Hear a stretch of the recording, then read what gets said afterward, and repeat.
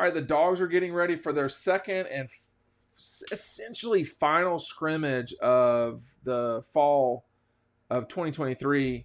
I think, coming out of this thing, I would be very surprised if Carson Beck has not really nailed down the number one spot. I mean, I'm pretty sure that that's essentially happened.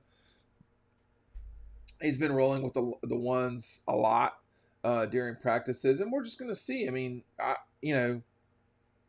I think a lot of it is Carson's going to have to prove it on the field when the band is playing, when the Redcoats are playing. But he is vastly in the lead here, and excuse me, there are some other spots that need to be massaged as well. Now, part of what's going on, and this happens this time of the year, part of what's going on is there are some guys who are a little bit banged up, Smile Monday, Kendall Milton, blah, blah, blah, that, they're not going to be going real hard in these scrimmages, if at all.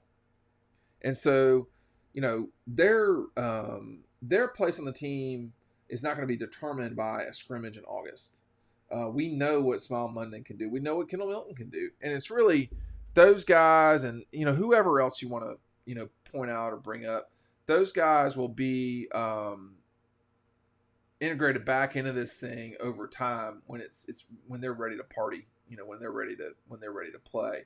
But I don't think that there should be a real concern about those guys coming into this scrimmage. But this scrimmage is going to be important for, who is Kamari Lassiter fully healthy, full go. I think he's closer to that than he was a little bit ago. Like Branson Robinson, is he full go or getting close to it? Where does Georgia go at running back? They've got some running backs now, but I want to see what it's like when they're all healthy. I mean, when that group is totally rolling, I mean, you're talking about it's not 7 deep, but it's deep, and those guys are going to be playing on special teams.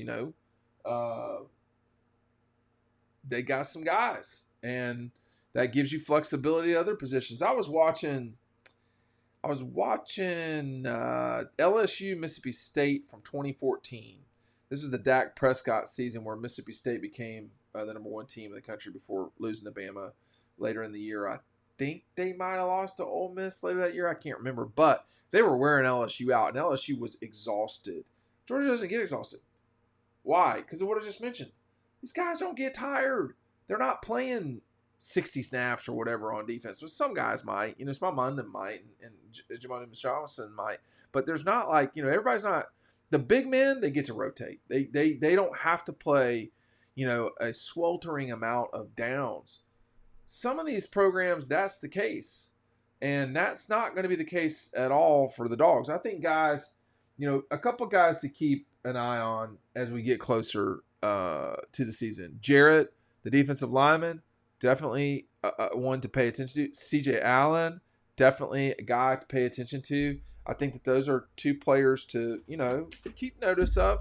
I got a great deal for you. You sign up right now down below. 2023 Preview Edition is coming to your house for free. In addition, you get a free t-shirt from Red Zone. You get 20% off any item in their store, on their online store with this offer. Any item, 20% off. Panoramics, hats, shirts. You get the free t-shirt. You get the free 2023 preview, which Red Zone is on the back of. If you have bought Double Dogs, there's a lot of y'all. Take advantage of this. You bought Double Dogs, I'll give you, if you sign up down below, I'll give you a month for free.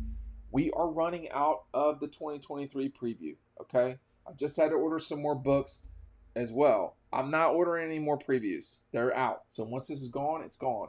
But this preview, this scrimmage, who's going to be your kicker? If they're kicking as well as it sounds like, and that's based off one practice. If they're kicking as well as it sounds like, you might have a little bit of a competition on that front too. So there's spots. I think the number one thing coming out of this last scrimmage is, are you completely healthy? B, if Carson's your guy, which he probably is, Is he is Carson steady? Is he consistent? Is he making smart plays all the time? Up and down, there's no real problem if you're up and down, so long as your margin of up and down is not a mile wide. Like, if your bad game is 12 of 19 with 2 touchdowns for 250 yards and a pick, that if that's your bad game, you can live with that. That's not the end of the world at all. And then your really good game is like 27 of 32 for 3 touchdowns and 400 yards. Yeah, so you get my point, right? I mean, you don't want the bad to be really bad. It's okay not to be spectacular as long as like you're dependable. So much of this team is built to where the quarterback doesn't have to go win games by himself. I was talking about Mississippi State in 14. A lot of that was Dak Prescott making plays with his legs. Now they were built to run on you or try to. And, that was a real challenge, okay? But so much of that was Dak Prescott based. I don't think you have, you want a lot of balance if you're the Dogs. We got Mike Bobo out here working on screenplays. You're going to see screens. That's not a play a quarterback has to necessarily make, in quotations. The quarterback has to execute it.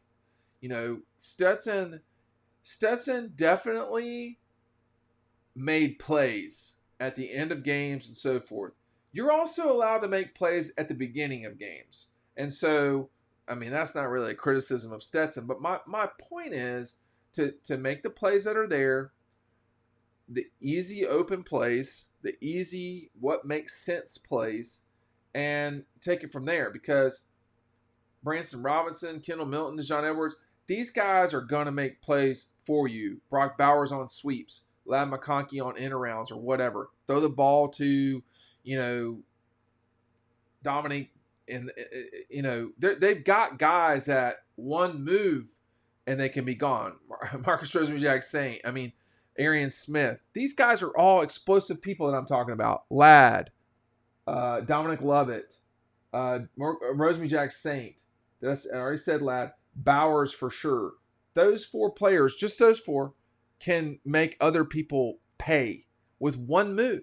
Now, I'm not even discussing the running backs at all, because they're not Kenny McIntosh. They're not, but they'll grind you down. So, so coming out of the scrimmage, if Carson is 20 of 30, if Carson is 24 of 31, or whatever, then that's really that works. Now 24 of 31 with 3 picks, no, but let this team play as a team. It's not up to Carson Beck. He doesn't have to be Caleb Williams. Caleb Williams has to be Caleb Williams at SC, because they don't have what Georgia's got. They got Bear Alexander, but that ain't what Georgia's got. Georgia's got 4 Bear Alexander. Well, they probably got more than that. They got quite a few guys that they can use on the defensive line. They've got they got Mikael Williams coming. There might not be a better pass rusher in the game right now. Certainly a young one. So we'll just see what happens there. So this is about Carson coming in, distributing the ball. He doesn't have to make spectacular plays. I know he can. I've seen it. So, but who's, what are you looking at? Punter. That shifted that Tennessee game. And then next thing you know, Jalen Carter was ragdolling, the quarterback at Tennessee, and then a play after that or 2 plays after that, Lad McConkey for a touchdown, and that game wasn't over, but it was close. So this is a team. This is like everybody at once. And are they moving as a full-blown amoeba towards things? Are they trying to, eat up the competition like they should be? This is a really good team. And this scrimmage will give the last things you sort of need to know can be nailed down during this scrimmage.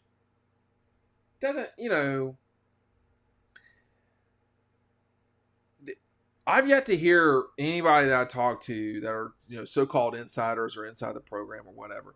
No one's just been like, oh my God, wait till you see, that's not the vibe right now. think there's been a lot of discussion positive about C.J. Allen.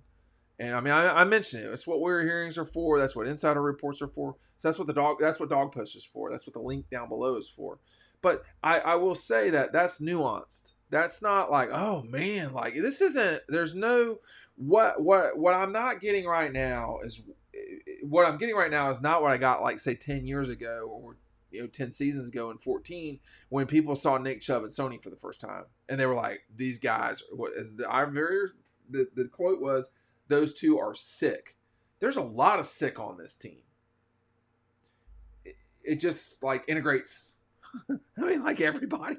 I mean, if you had just seen Mikael Williams for the first time, you'd probably be floored because you're like, this guy is constantly giving us trouble. Again with Warren Brinson.